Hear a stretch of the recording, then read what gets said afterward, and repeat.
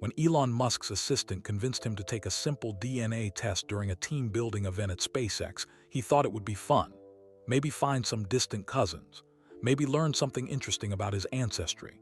He never imagined it would destroy everything he thought he knew about his family. It was March 15th, 2024, almost midnight. Elon sat alone in his office, staring at his phone. His hands were shaking so badly he could barely hold it.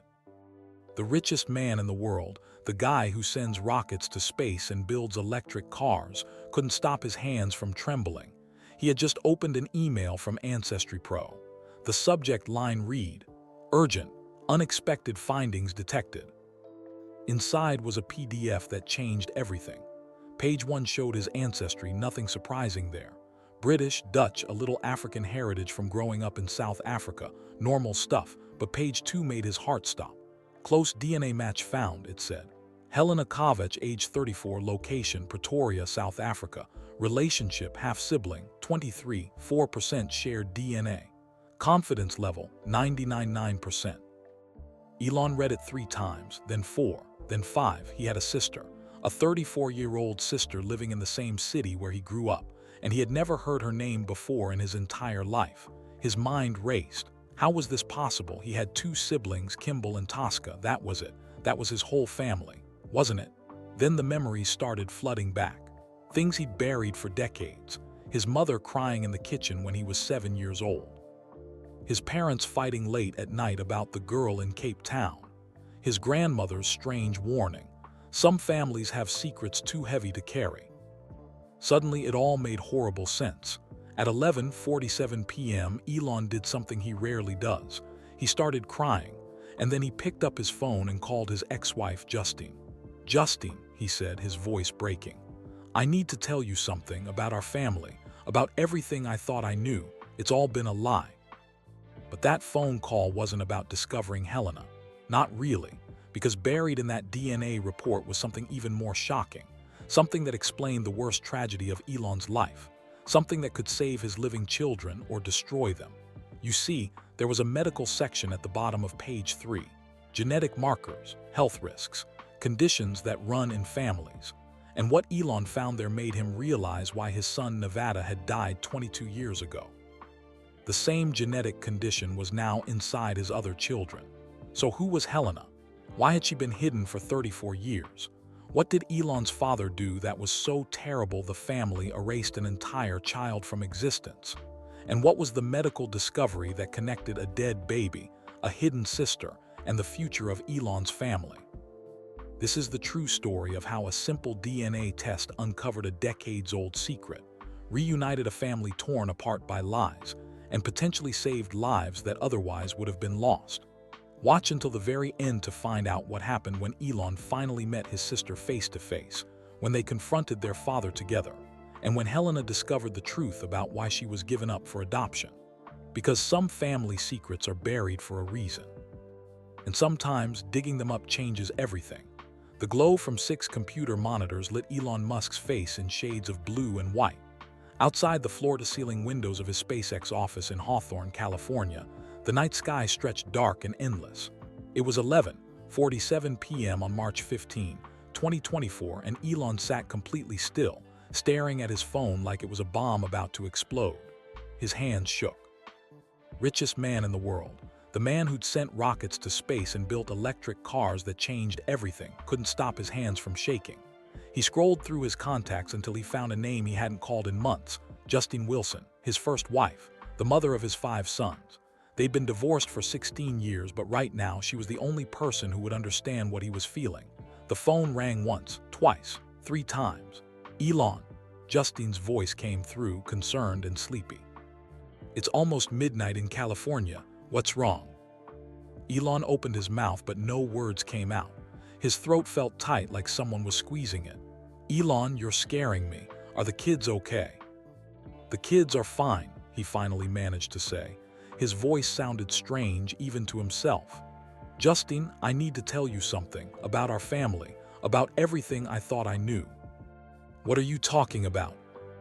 Elon stood up and walked to the window. Down below, a few engineers were still working in the factory, building the next Falcon 9 rocket. Their lives were normal, simple. They didn't know that their boss's entire world had just collapsed. "I have a sister," Elon whispered. "A sister I never knew existed." Silence filled the phone line. "Justine, are you there?" "I'm here, How is that possible? You have Tosca and—" "Not Tosca, another sister. She's 34 years old. Her name is Helena, and until 6 hours ago I had no idea she was alive." 6 hours earlier, 5:30 p.m. Elon had been in a meeting about the next Starship launch when his assistant, Marcus Chen, knocked on the conference room door. "Sorry to interrupt, Mr. Musk," Marcus said, holding his tablet. "But you got an urgent email from Ancestry Pro. They marked it as time-sensitive." Elon frowned. "Ancestry Pro, what's that?" "The DNA testing company, sir. Remember, 3 weeks ago, we did that team-building thing where everyone took DNA tests. You said it would be fun to see if anyone on the team was secretly related." Elon vaguely remembered. It had been Marcus's idea, something about building company culture. Elon had spit in a tube, sealed it up, and forgotten all about it. "Just forward it to me," Elon said, turning back to his engineers. "We'll look at it later." But Marcus didn't leave. "Sir, the subject line says urgent, unexpected findings detected. That sounds important." The other people in the meeting looked at each other. Elon could see the question on their faces. What kind of unexpected findings could a DNA test show? "Fine," Elon said, reaching for his phone. "Everyone take 5 minutes. Get coffee or something." As the room emptied, Elon opened his email. There it was, right at the top. From Ancestry Pro support subject. Urgent. Unexpected findings detected, action required. His finger hovered over the screen. Something in his gut told him that opening this email would change everything. But Elon Musk had never been afraid of change. He'd built his entire life on changing things. He tapped the email. "Dear Mr. Musk, your recent Ancestry Pro DNA analysis has been completed. While processing your genetic markers, our system detected an unexpected close family match that requires your immediate attention. Please review the attached PDF report for full details. For privacy reasons, we cannot discuss these findings over email. If you have questions, please call our genetic counseling hotline at—" Elon's heart started beating faster. He downloaded the PDF. The first page showed what he expected, a pie chart of his ancestry. British and Irish 50%, Dutch 25%, a small slice of African ancestry from his South African roots, some Eastern European, nothing surprising. He scrolled to the second page. That's when his world stopped. Close DNA match detected. Name, Helena Kovac. Age, 34. Location, Pretoria, South Africa. Relationship, half-sibling. 23.4% shared DNA. Confidence level, 99.9%. Elon read the words 3 times, then 4, then 5. Half-sibling, 23.4% shared DNA, 99.9% confidence. He had a sister named Helena who lived in Pretoria, the same city where he'd grown up, and he'd never heard her name before in his entire life. His mind raced through possibilities. Maybe it was a mistake. Maybe the DNA company mixed up samples. Maybe. But no, these companies didn't make mistakes like this. Not at 99.9% confidence. Elon clicked on Helena's profile. There wasn't much information. Ancestry Pro kept things private until both people agreed to connect. But there was a small profile picture. He zoomed in. The woman in the photo had dark hair and a warm smile. She was standing in front of Table Mountain in Cape Town wearing nursing scrubs. She looked happy, normal, like someone who lived a regular life. And she had his father's eyes. Elon felt like he'd been punched in the stomach. He knew those eyes. He'd seen them every day of his childhood, staring back at him from Elon Musk's face. His phone buzzed. Marcus was texting, meeting ready to resume. Elon texted back, "Cancel the rest of my meetings today. Something came up." He grabbed his keys and left the building without telling anyone where he was going. He drove home to Austin on autopilot, his mind spinning with questions. How was this possible? His father was Elon Musk. His mother was May. He had 2 siblings, Kimball and Tosca. That was his family. That was all he'd ever known. Unless memories started flooding back. Strange memories he'd buried years ago. His mother crying in the kitchen in 1978 when he was 7 years old.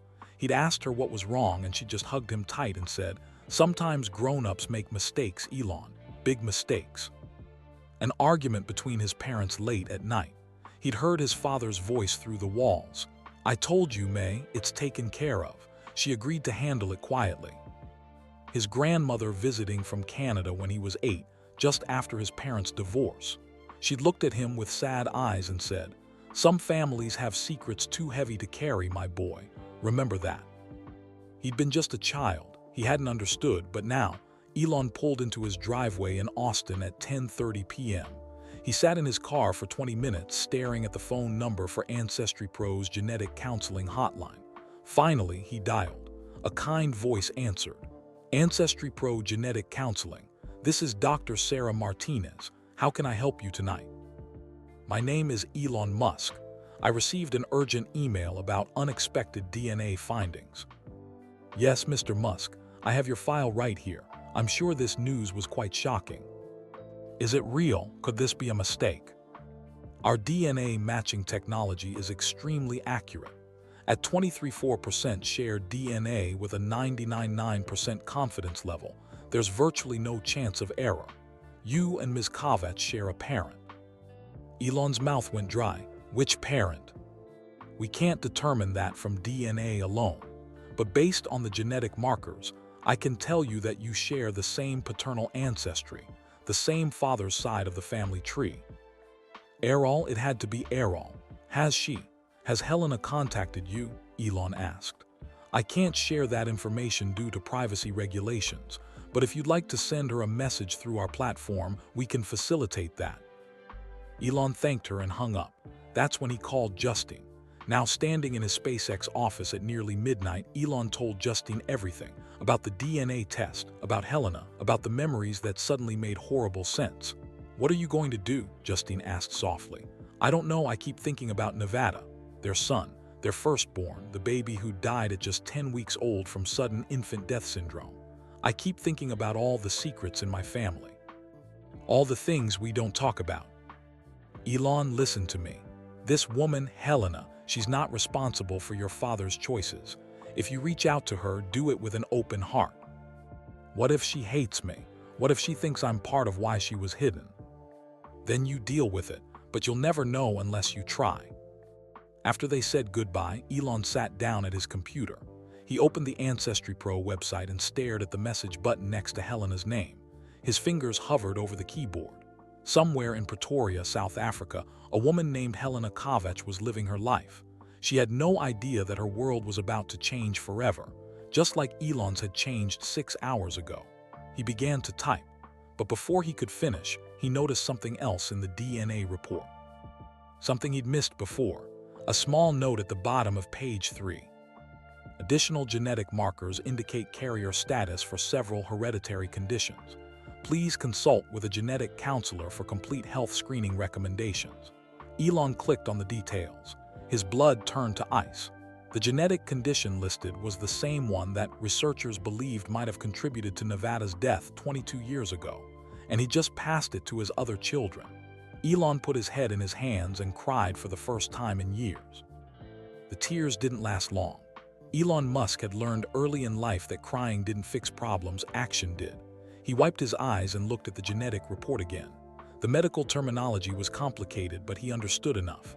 Something called long QT syndrome, a heart rhythm condition that could be passed from parent to child.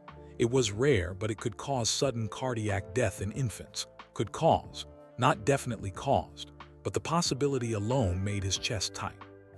He picked up his phone and texted his personal physician, "Need genetic screening for all my children. ASAP. Will explain tomorrow."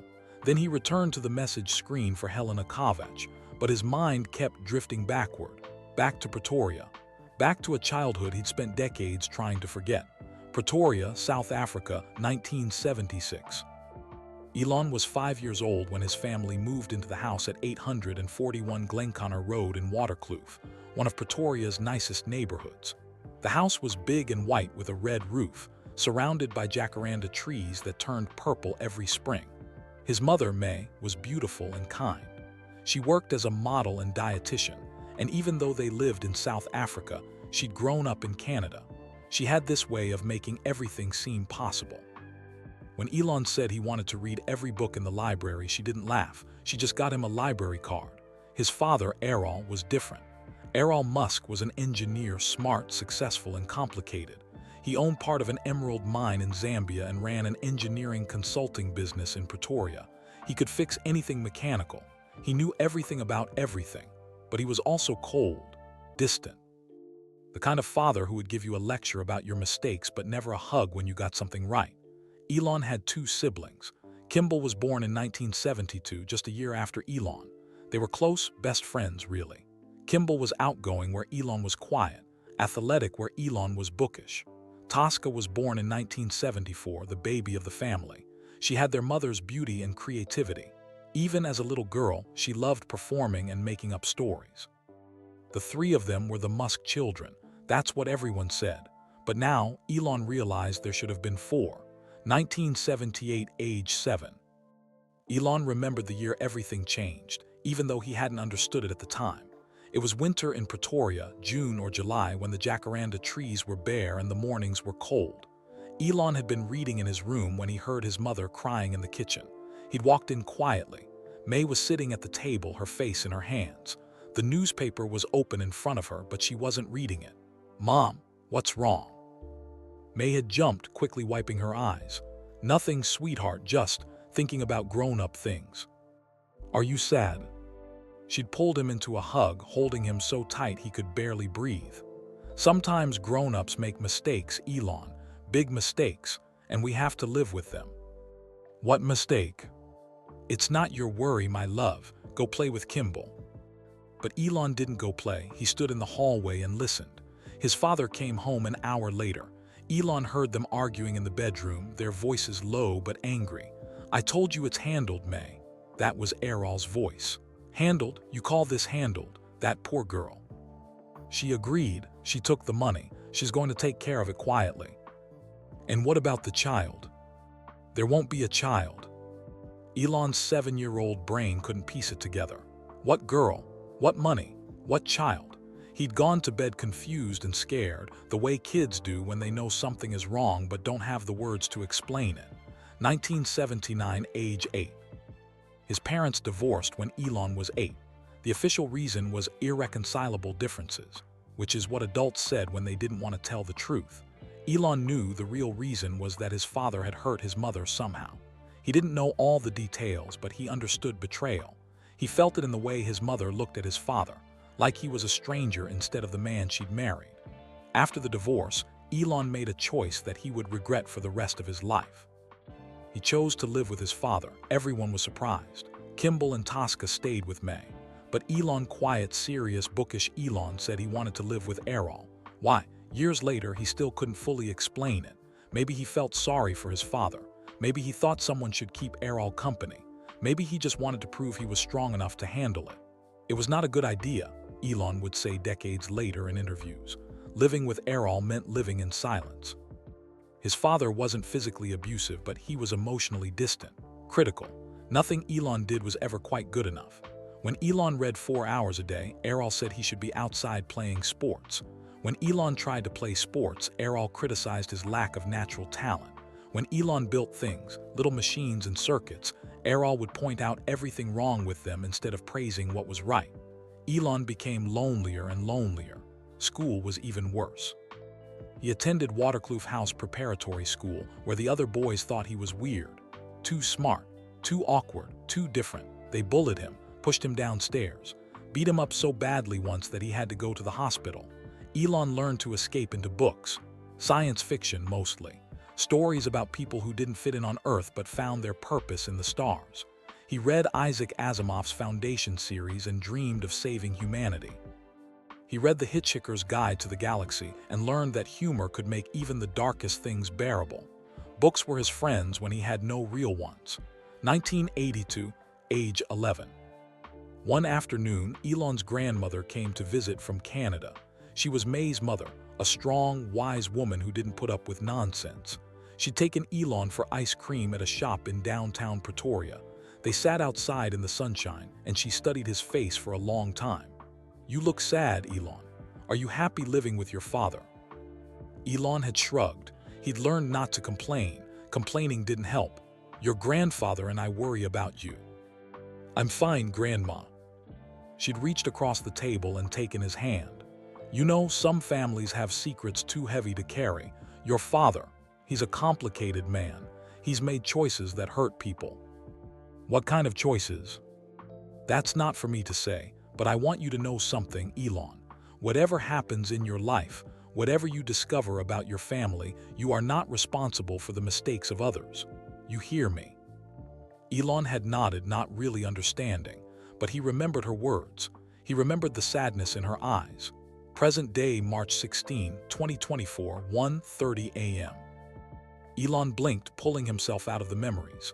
For 46 years, he'd buried those moments. The crying mother, the angry arguments, the grandmother's cryptic warning.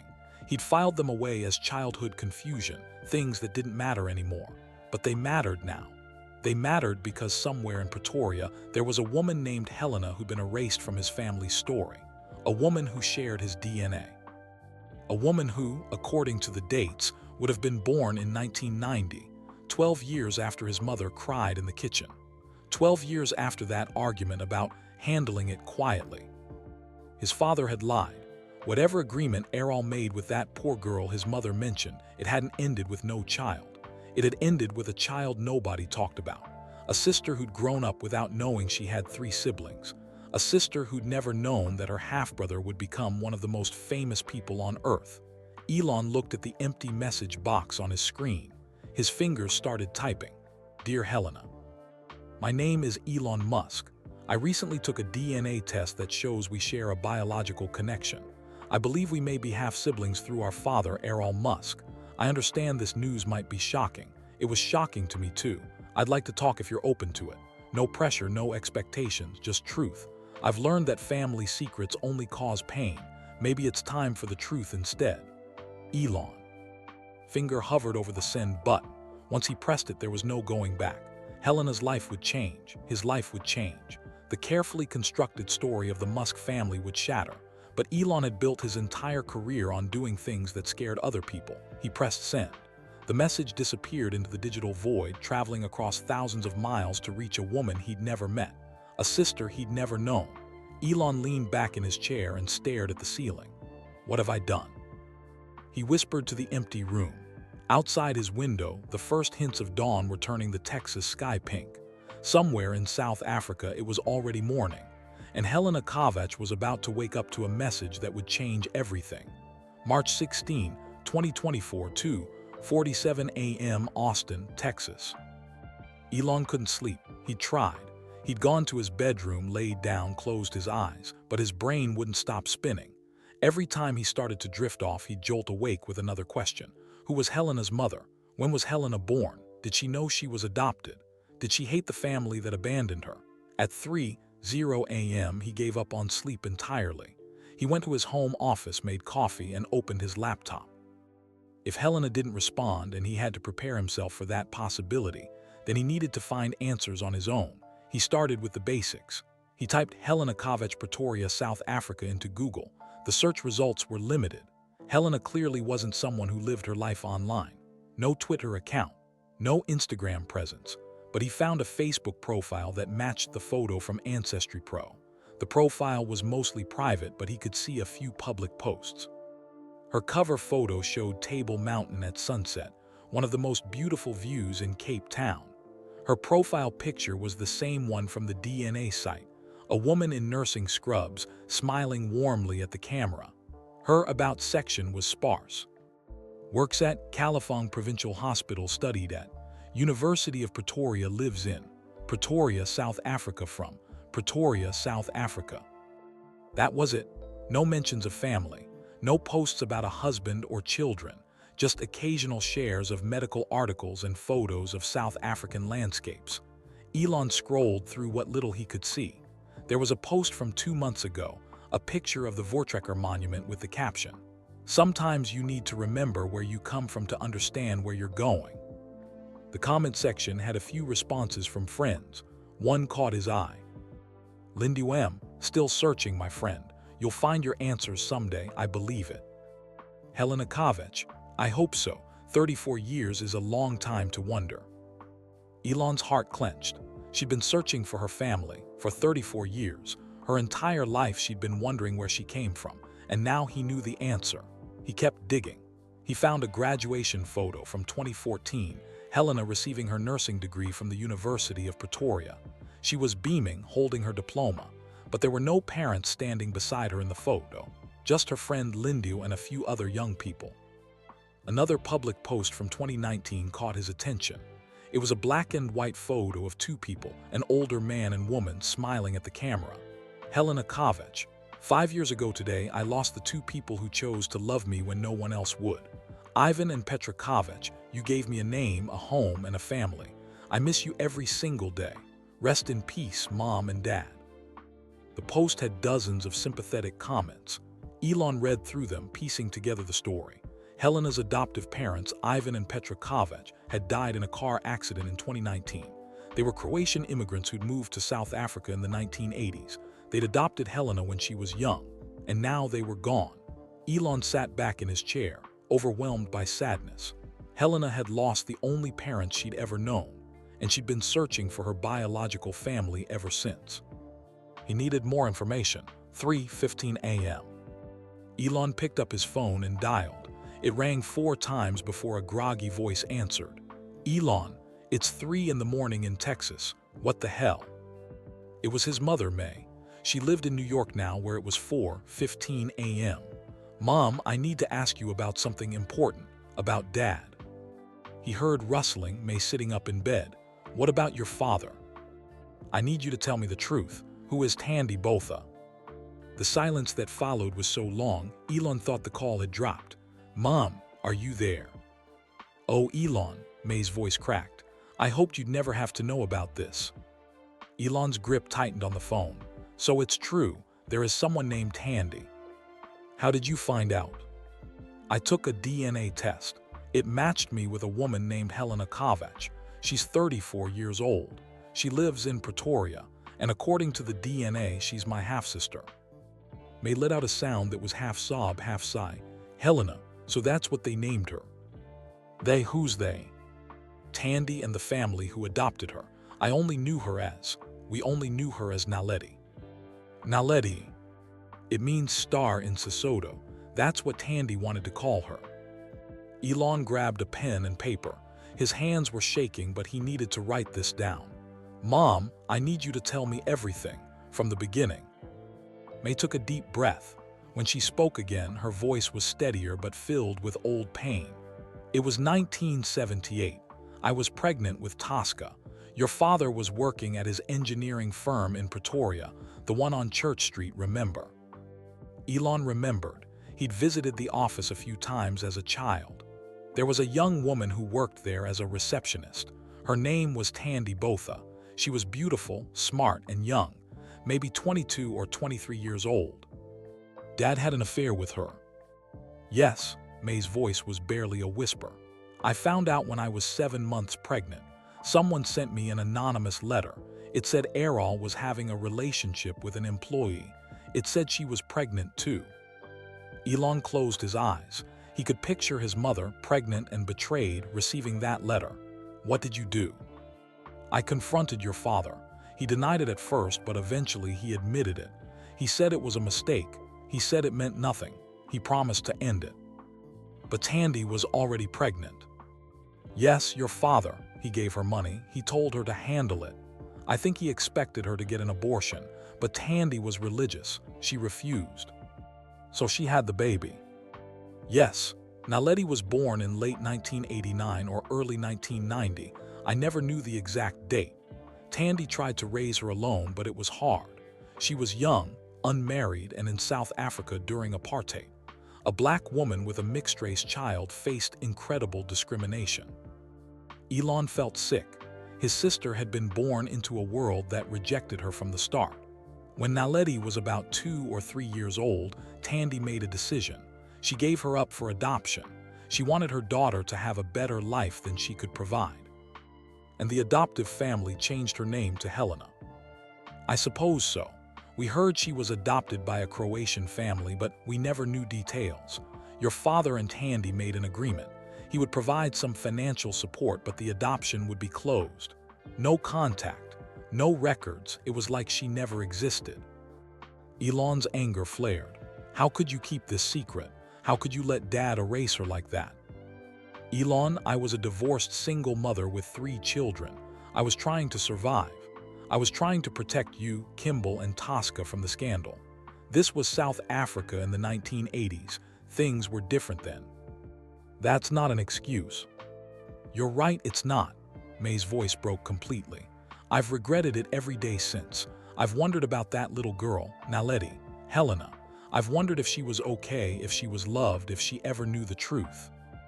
Elon rubbed his eyes. He couldn't stay angry at his mother. She'd been a victim in this too. Did Dad ever try to find her? No, as far as I know, once the adoption was finalized, your father never looked back. That's who Errol is, Elon. He makes messes and walks away from them. Elon thought about his father, now 78 years old, living somewhere in South Africa. Errol had become somewhat famous in recent years, not for his own accomplishments but for being Elon's father, and for the scandal of having 2 children with his own stepdaughter. His father had a pattern, a terrible, destructive pattern of abandoning the children he created. What about Tandy? Elon asked. Where is she now? I have no idea. I haven't heard that name in over 30 years. For all I know, she could be anywhere, or she could be dead. Elon made a note, find Tandy Botha. One more question, Mom. Do you know if Dad has any genetic conditions, heart problems, anything like that? Why are you asking? The DNA test showed some genetic markers, medical stuff. It might be important for my kids. May was quiet for a moment. Your grandfather, Errol's father, died young, heart attack at 52, and Errol's brother had some kind of heart arrhythmia. Why? Elon's stomach dropped. The genetic condition wasn't just random. It ran in his father's family. It had killed his grandfather. It might have killed Nevada. And now his living children carried the same risk. I need to go, Mom. Thank you for telling me the truth. Elon, wait. What are you going to do? I'm going to find my sister, and I'm going to tell her the truth, all of it. No more secrets. And your father? Elon's jaw tightened. I'll deal with him later. 7:23 a.m. The sun was fully up now. Elon had been awake for over 24 hours, but he felt strangely energized. He'd spent the last 4 hours building a timeline. 1978, Errol's affair with Tandy Botha. 1979. Elon's parents divorced. 1989-1990. Naledi is born 1993. Naledi is adopted by the Kovac family. Renamed Helena. 2019. Helena's adoptive parents died. 2024. Helena takes a DNA test, hoping to find her biological family. And now their paths had crossed. Elon checked his Ancestry Pro account obsessively. No response from Helena yet. It was still early afternoon in South Africa. She might be at work. He decided to search for more information about her. He found a staff directory for Kalafong Provincial Hospital and confirmed she worked in the pediatric ward, a children's nurse. Of course she was. Someone who cared for other people's children because she'd never had a complete family of her own. Elon's phone buzzed. New message from Ancestry Pro. Helena Kovac has responded to your message. His heart stopped. This was it. His sister, the sister he'd never known existed until yesterday, had written back. Elon clicked on the notification with trembling fingers. The message loaded. From Helena Kovac. Dear Elon, I don't know if you're really you, but the DNA doesn't lie. My birth name was Naledi before I was adopted. I've been looking for my biological family my entire life. I never imagined this is what I would find. Yes, I want to talk. I need to understand how this is possible. I need to know the truth. When can we talk? I'm in South Africa, so the time difference is tricky, but I'll make it work. I've waited 34 years for answers. I can wait a little longer. Helena. Elon read the message 3 times. She wanted to talk. She wanted the truth. She'd been waiting 34 years. He typed his response quickly before he could overthink it. Helena, I'm really me, and I promise you I'll tell you everything I know. How about a video call tomorrow evening your time, 8 p.m. South Africa, which is noon here in Texas? Does that work? Elon. He hit send. 10 minutes later, her response came. Yes, I'll be ready. Elon sat back in his chair and let out a breath he didn't know he'd been holding. In less than 24 hours, he would meet his sister for the first time. A sister who'd been erased, hidden, forgotten, but not anymore. Never again. March 16, 2024, 8:45 a.m. Austin, Texas. Elon finally forced himself to eat something. Toast and coffee, simple, mechanical. He barely tasted it. His mind was already in South Africa, imagining the conversation he'd have with Helena in just over 31 hours. What would he say? How do you explain to someone that their entire existence was a family secret? He looked at his phone. 23 missed calls, 14 text messages. His assistant Marcus was probably freaking out about the canceled meetings. But there was one call he needed to make first. He scrolled through his contacts and found the name, Justine Wilson. They talked briefly last night, but he needed her perspective again. Justine understood complicated family dynamics better than anyone. She'd lived through them with him. The phone rang twice. Elon, are you okay? You sounded pretty shaken last night. I don't know what I am. Elon walked to his window, looking out at the sprawling Texas landscape. Justine, I found her. I found my sister, or she found me. We're going to talk tomorrow. That's fast. She's been searching for her biological family for 34 years. I don't think slow is what she needs right now. Justine was quiet for a moment. What did your mother say? She told me everything. About the affair, about the baby, about the adoption. Mom knew all along, Justine. She kept the secret for 45 years. People keep secrets for all kinds of reasons, Elon. Usually because they're scared. Scared of what? Of judgment, of shame, of breaking something that's already broken. Justine paused. How are you feeling about all this, really? Elon sat down heavily in his chair. How was he feeling? Angry at his father for creating this mess. Sad for Helena, who'd grown up without knowing where she came from. Guilty somehow, even though he'd been a child when all this happened. And scared, terrified actually. I keep thinking about my own kids, Elon said quietly. About Griffin and Vivian, Kai, Saxon, Damien, about X and Exa. I think about how I've failed them sometimes. You haven't failed them, Elon. Haven't I? Vivian won't even talk to me anymore. She changed her name, Justine. She legally removed Musk from her identity because she wants nothing to do with me. Justine sighed. That's complicated. Gender identity, your public statements. I know it's my fault. I said things I shouldn't have said. I didn't understand when I should have tried harder to understand. Elon's voice cracked. And now I have this sister who was literally erased from existence. What does that say about my family? What does that say about the blood I carry? Elon, listened to me carefully. Justine's voice was firm now, the way it used to be when they were married and she needed to cut through his spiraling thoughts. You are not your father. You are not responsible for Errol's choices. And you have a chance right now, to do something different. What do you mean? You can choose to be honest. You can choose to include Helena instead of erasing her. You can break the pattern. Elon closed his eyes. What if she hates me? Then you deal with it. But Elon, think about it from her perspective. She spent her whole life wondering why she wasn't wanted, wondering what was wrong with her that her biological family gave her up. Nothing was wrong with her, she was just. I know that, you know that, but does she know that? Or does she still carry that question every single day? Elon thought about the Facebook post he'd found. Helena's adoptive parents dying in 2019. Her friend Lindy commenting about still searching for answers. 34 years of wondering. You're right, he said finally. She deserves the truth, all of it. Just be gentle, okay? This is going to be overwhelming for both of you. After he hung up with Justine, Elon sat for a long time thinking about his children. 10:30 a.m. His phone rang. It was his brother, Kimball. Dude, Marcus said you canceled all your meetings yesterday and won't answer emails. What's going on? Are you okay? Elon hesitated. Should he tell Kimball? His brother deserved to know he had another sister. Kim, I need to tell you something. Can you video chat? 5 minutes later, Kimball's face appeared on the screen.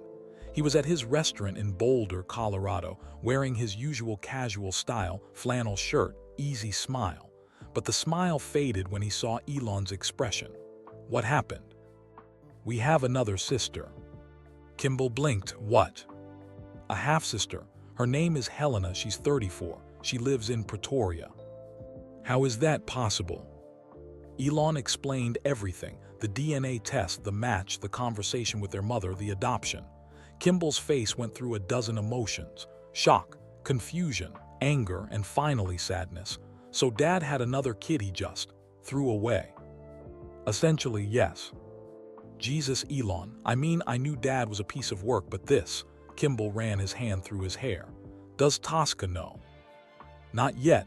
I wanted to talk to Helena first. Make sure she's okay with me telling the family. When are you talking to her? Tomorrow night. Well, tomorrow night her time, tomorrow afternoon here. Kimball leaned forward. Do you want me there for support? Elon felt a wave of gratitude. Despite everything, despite the distance, the different lives they led, the years of complicated family dynamics, Kimball was still his brother, still had his back. Maybe not for the first call, I think it should just be me and her. But after, yeah, I think she'd like to know she has more siblings who want to know her. Okay, keep me posted. Kimball paused. And Elon, Mom was in an impossible situation back then. Don't be too hard on her. I know. After they hung up, Elon thought about calling Tosca too, but he decided to wait, one step at a time. 2:00 p.m. Elon spent the afternoon trying to work. He had a SpaceX launch coming up, Tesla production issues to address, and about 15 other crises that needed his attention, but he couldn't focus. He kept returning to the Ancestry Pro website, rereading Helena's message. I've waited 34 years for answers. He started writing notes for tomorrow's conversation.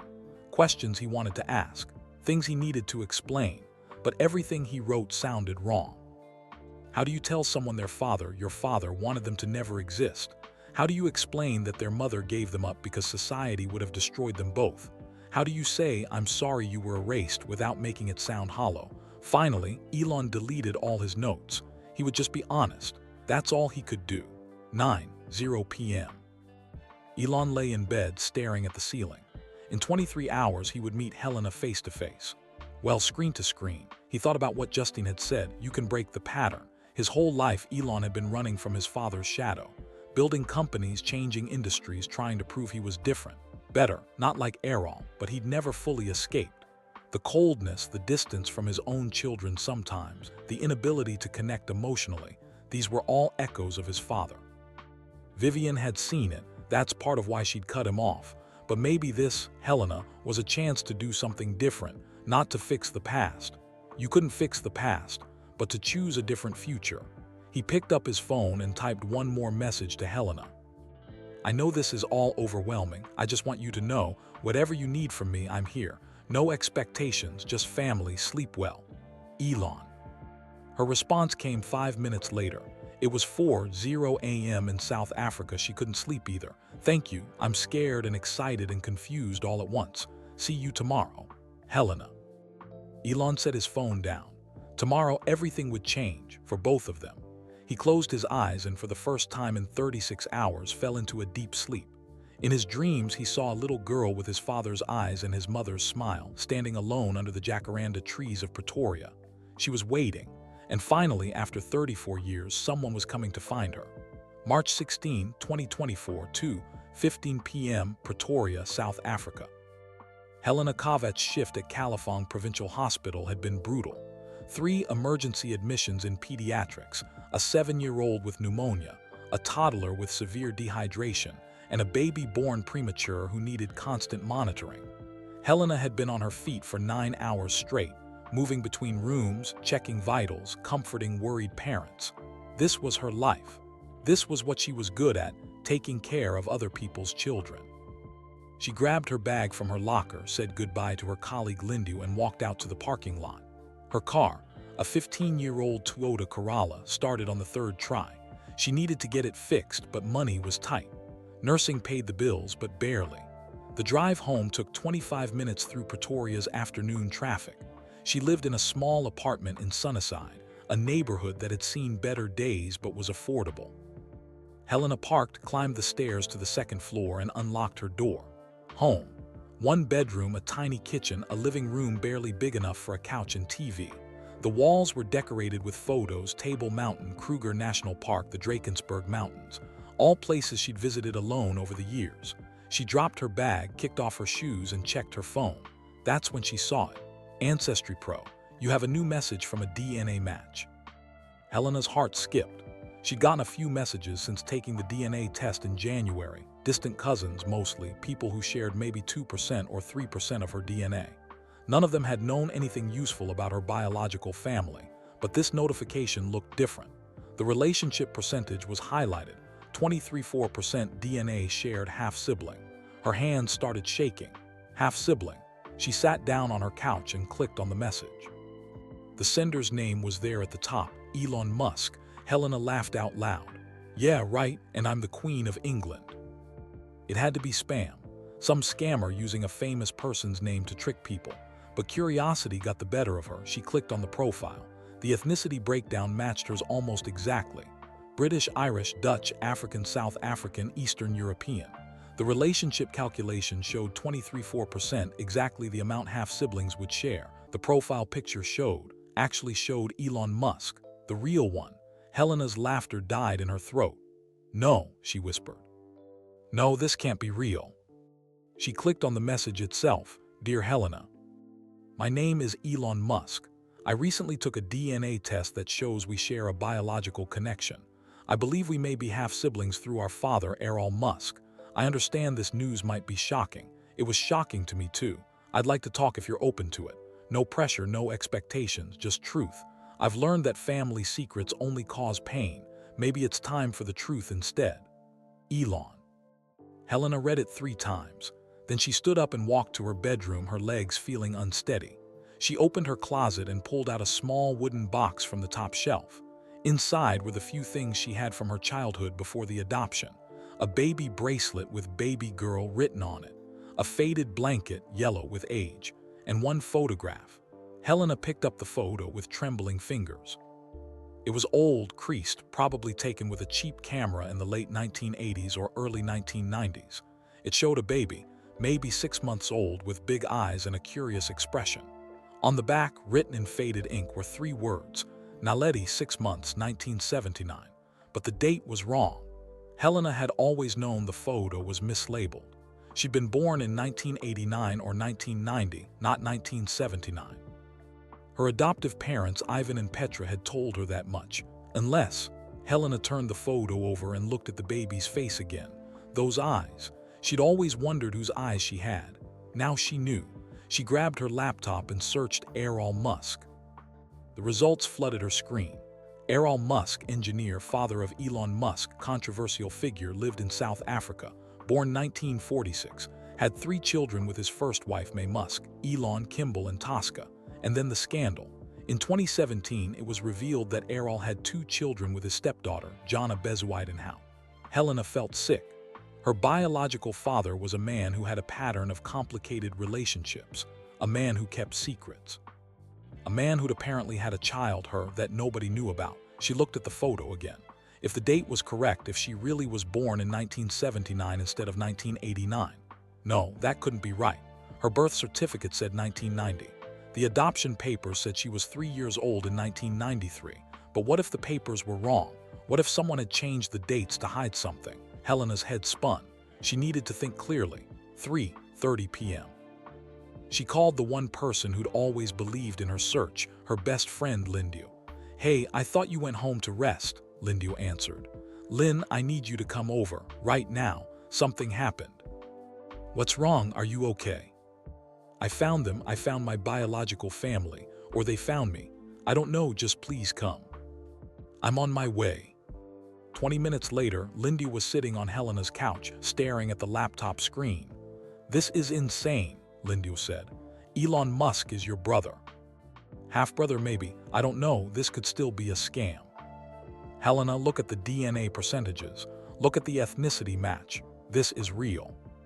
Helena paced her small living room. How is this possible? I've been searching for years. I've contacted adoption agencies, searched records, hired a private investigator with money I didn't have. Nothing. And now, suddenly, one DNA test and boom, I find out I'm related to one of the richest men in the world. Life is weird like that. This isn't weird, Lynn. This is impossible. Lindy picked up the baby photo. Is this you? That's what my adoptive parents told me, but the date doesn't match my birth certificate. What if the birth certificate is wrong? Then my entire life is a lie. Helena sat down, suddenly exhausted.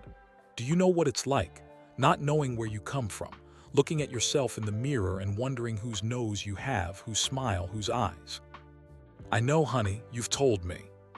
For 34 years, I've felt like a puzzle with missing pieces. And now this stranger, this famous stranger, is telling me he has the answers. So what are you going to do? Helena looked at the laptop, at Elon's message still sitting there waiting for a response. I'm going to write back. 4:0 p.m. Helena's fingers hovered over the keyboard. What do you say to someone who might be your brother, someone you've never met but who shares your blood? She started typing. Dear Elon, I don't know if you're really you, but the DNA doesn't lie. She paused, then continued. My birth name was Naledi before I was adopted. I've been looking for my biological family my entire life. I never imagined this is what I would find. Yes, I want to talk. I need to understand how this is possible. I need to know the truth. When can we talk? I'm in South Africa, so the time difference is tricky, but I'll make it work. I've waited 34 years for answers. I can wait a little longer. Helena. She hit send before she could change her mind. Lindy squeezed her hand. You're brave, you know that. I'm terrified. Same thing sometimes. 4:45 p.m. Helena tried to distract herself. She made dinner pap and chakalaka comfort food. She turned on the TV. She attempted to read a book. Nothing worked. Every few minutes she checked her email. Finally, at 5:12 p.m. a response came. Helena, I'm really me, and I promise you I'll tell you everything I know. How about a video call tomorrow evening your time, 8 p.m. South Africa, which is noon here in Texas? Does that work, Elon? Helena's breath caught. Tomorrow. She would meet her brother tomorrow. She typed back quickly, yes, I'll be ready. March 17, 2024, 2:0 a.m. Pretoria. Helena couldn't sleep. She lay in bed staring at the ceiling, her mind racing through 1,000 scenarios. What would she say? What would he say? What if they had nothing in common? What if he was disappointed in her? Just a nurse in Pretoria, nothing special, nobody important. What if he wasn't disappointed, but she was? What if Elon Musk turned out to be as cold and distant as their father apparently was? She got up and made tea. Robas, the South African way, with a little honey. Sitting at her kitchen table, Helena pulled out a notebook and started writing. Questions, so many questions. When was I born? My papers say 1990, but the photo says 1979. Who is my biological mother? Why was I given up for adoption? Did anyone want to keep me? Do I have other siblings besides Elon? What is Elon Musk like? Why now? Why did it take a DNA test for anyone to find me? The last question hurt the most. If Elon Musk knew she existed, why had he never looked for her? Why had he let her disappear into adoption, into a new name, into a life where she didn't know her own story? Helena's hands trembled as she wrote one final question. Am I enough? Will I ever be enough? She set down her pen and wiped her eyes. This was the real fear, wasn't it? Not that she'd been abandoned because of poverty or circumstances, but that she'd been abandoned because she wasn't good enough. That there was something fundamentally wrong with her that made her unworthable of keeping. Adoption trauma, her therapist called it. The deep primal fear that you were rejected because you weren't enough. Helena had worked through a lot of that trauma over the years, but it never fully went away. It lived in her chest, a small, hard knot of doubt. 6:30 a.m. The sun rose over Pretoria, painting the sky pink and gold. Helena stood on her small balcony, watching the city wake up. Somewhere out there was the neighborhood where she'd been born, the hospital where her biological mother had delivered her, the places her story began. And somewhere, thousands of miles away in Texas, her half-brother was waking up too. In 14 hours, they would meet. In 14 hours, Helena would finally get the answers she'd been searching for her entire life. She went inside, showered, and got dressed. She'd taken the day off work, told her supervisor she had a family emergency, which was technically true. Lindy came over at noon with lunch and moral support. What are you going to wear? Lindy asked. Lynn, it's a video call, not a date. It's your brother, your famous brother. First impressions matter. Helena laughed despite her nerves. Fine, I'll wear the blue blouse, happy. Very. They ate together, talking about everything except the upcoming call. But at 7:00 p.m., an hour before the scheduled time, Lindu hugged Helena tight and left. "You've got this," she said. "Call me right after." 7:45 p.m. Helena set up her laptop on the kitchen table. She tested the camera angle 3 times. She checked her Wi-Fi connection. She changed her shirt twice, finally settling on the blue blouse Lindu had suggested. At 7:55 p.m., she sat down and opened Ancestry Pro's video call feature. Her reflection stared back at her from the black screen. A 34-year-old woman with dark hair, olive skin, and eyes that suddenly looked very familiar, her father's eyes. At exactly 8:00 p.m., the screen came alive with an incoming call. "Elon Musk is calling." Helena took a deep breath. This was it. 34 years of questions, 34 years of wondering, 34 years of feeling incomplete, all about to end. Or maybe just beginning. She clicked accept. The screen connected, and there he was, her brother. March 17, 2024, 8:00 p.m. Pretoria, South Africa. March 17, 2024, 12:00 p.m. Austin, Texas. For 10 seconds, neither of them spoke. Elon stared at the woman on his screen. She stared back. Helena saw a man in his early 50s, hair slightly messy, wearing a simple black t-shirt. His face was thinner than it looked in photos, and there were dark circles under his eyes. He looked tired, human. Elon saw a woman with warm brown eyes and dark hair pulled back in a simple style. She wore a blue blouse and sat very still, her hands folded on the table in front of her. She looked nervous but composed. And then Elon saw it, the thing that made his breath catch. She smiled tentatively, and it was his mother's smile, exactly May's smile. The same curve of the lips, the same warmth. "You have May's smile," he said softly. Those were his first words to his sister. Helena's eyes widened. "May. My mother, May Musk. You have her smile." Helena touched her face unconsciously. "I've never known whose smile I had. I used to stand in front of the mirror as a child, trying to imagine who I looked like." "And you have our father's eyes," Elon continued. "I saw it in your photo, but seeing you now, it's unmistakable." "So it's really true." Helena's voice was barely a whisper. "Elon Musk is my biological father." "Yes." Helena nodded slowly, processing this. "And you're really Elon Musk, the Tesla guy, the SpaceX guy." "I'm also just, Elon, your brother," he paused. "Half-brother, but that word feels wrong somehow. You're my sister." Tears spilled down Helena's cheeks before she could stop them. "I'm sorry. I told myself I wouldn't cry." "Don't apologize. I cried last night too. This is a lot." Helena wiped her eyes. "I have so many questions. I don't even know where to start." "Me too. Maybe we just start talking, share our stories." "Okay." Helena took a deep breath, steadying herself. "I'll go first. My name is Helena Kovac. I'm a pediatric nurse at Califong Hospital here in Pretoria. I was adopted when I was 3 years old by Ivan and Petra Kovac. They were Croatian immigrants. They died in a car accident in 2019. "I'm sorry," Elon said quietly. "Thank you. They were good people. They loved me. But they never had much information about my biological family. They told me my birth mother was very young and couldn't take care of me. That was all they knew, or all they told me." "What name did your birth mother give you?" Helena's voice trembled. "Naledi. It means star in Sesotho. I have one baby photo with that name written on the back." Elon nodded. "My mother, our mother. Well, my mother, May, she told me about Naledi. She said your birth mother wanted you to have that name." "Who was she, my birth mother?" "Her name was Tandy Botha. She worked as a receptionist at our father's engineering firm in Pretoria." Helena grabbed a pen and wrote the name down with shaking hands. "Tandy Botha. I've been searching for that name my whole life." "I don't know where she is now," Elon admitted. "My mother hasn't heard anything about her in over 30 years, but I'm going to help you find her if that's what you want." "Of course I want that. She's my mother. I need to know why she gave me up. I need to hear it from her." Elon understood that need. "I'll put resources into finding her, I promise." Helena wiped her eyes again, composing herself. "Tell me about our father. What kind of man is Elon Musk?" Elon's face darkened. This was the hard part. He's complicated, brilliant in some ways. He's an engineer, very intelligent, knows a lot about a lot of things. But as a father, Elon paused, choosing his words carefully. He's not a good person, Helena. He's done things that hurt people. He's made choices that destroyed families. Like having an affair with my mother and then abandoning us. Yes, like that and other things too.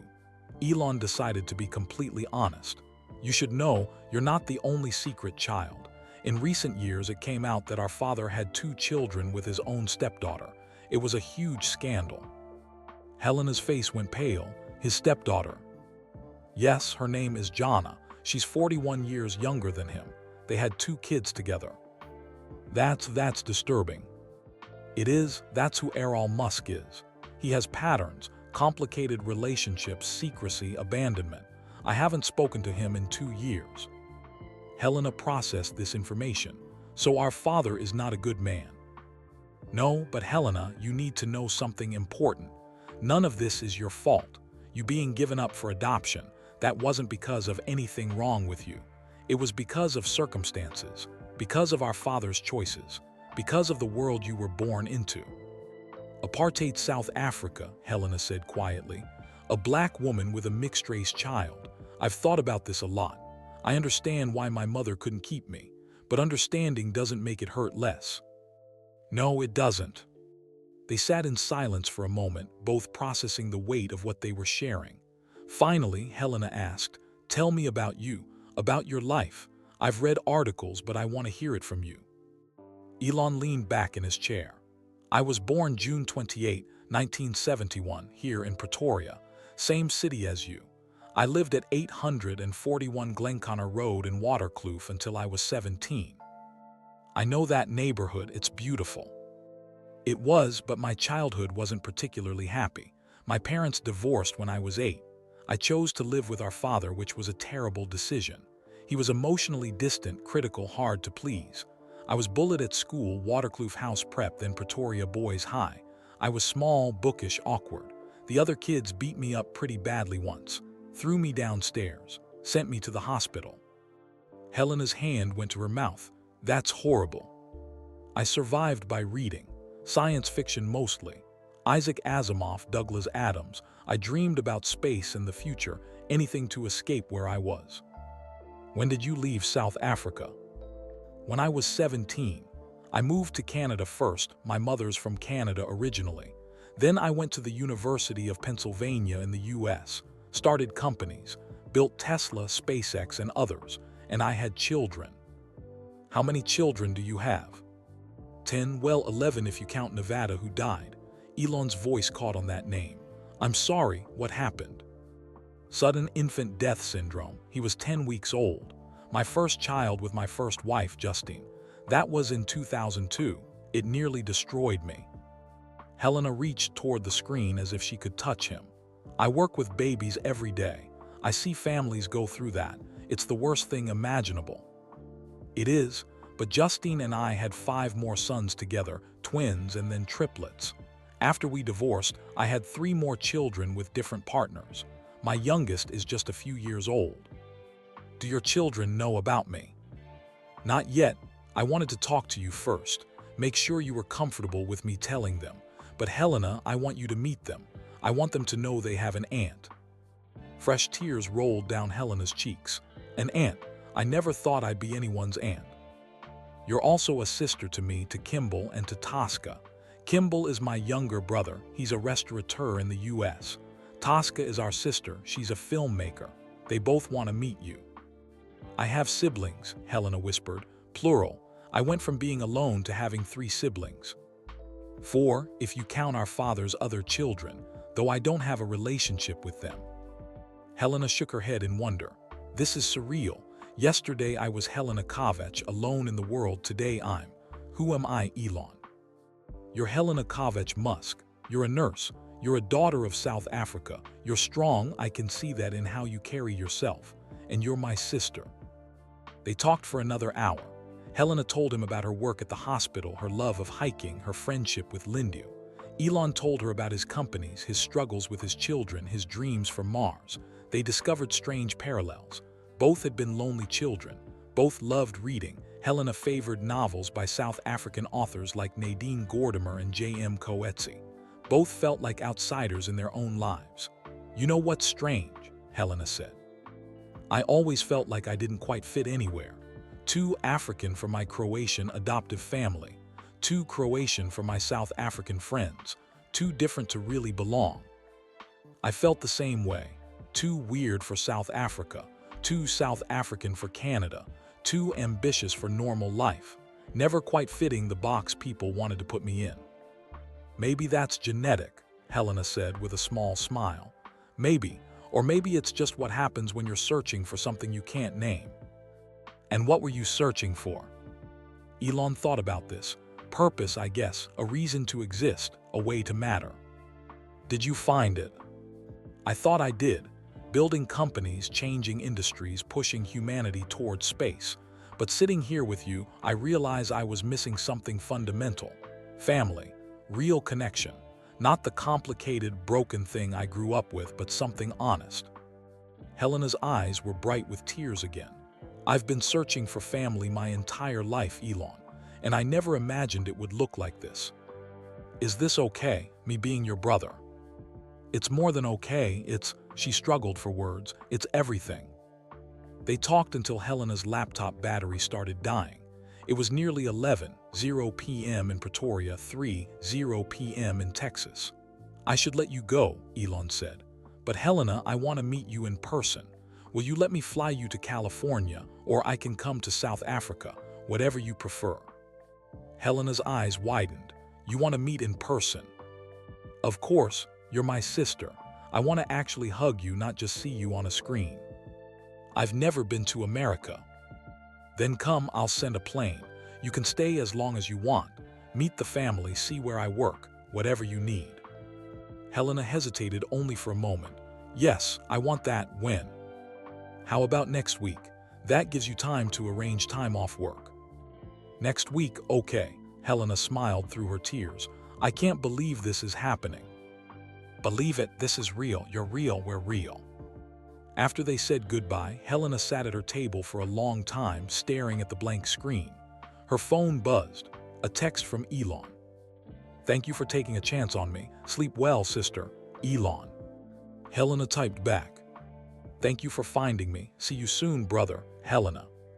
She closed her laptop and looked at the baby photo sitting on her table. Little Naledi, 6 months old, staring at the camera with curious eyes. "We found them," Helena whispered to the photo. "We finally found where we belong." Outside her window, the Pretoria night was dark and quiet. But inside Helena's heart, for the first time in 34 years, there was light. March 25, 2024, 9:00 a.m. Kalafong Provincial Hospital, Pretoria.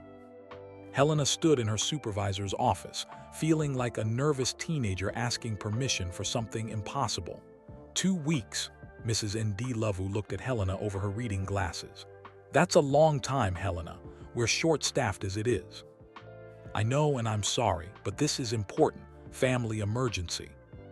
Mrs. Ndlovu's expression softened.